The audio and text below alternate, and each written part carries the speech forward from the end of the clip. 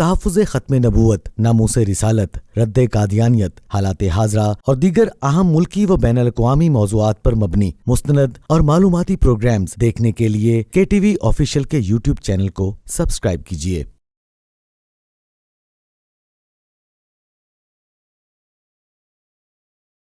السلام علیکم ناظرین، مرزا غلام قادیانی کو برطانوی صہیونی اسٹیبلشمنٹ نے اپنے مقاصد کی تکمیل کی غرض سے ہندوستان میں لانچ کیا تھا۔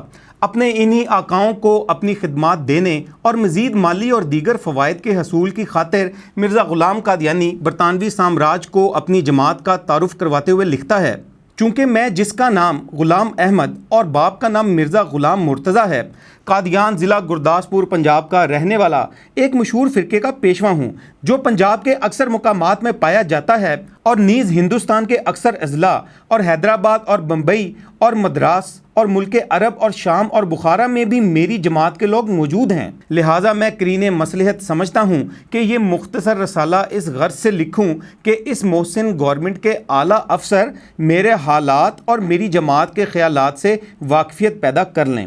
حوالہ روحانی خزائن جلد 14 صفحہ 169۔ جی ناظرین، یہ تھا آج کا حوالہ۔ نیکسٹ پروگرام تک کے لیے حسن رانا کو اجازت دیجیے۔ اللہ حافظ۔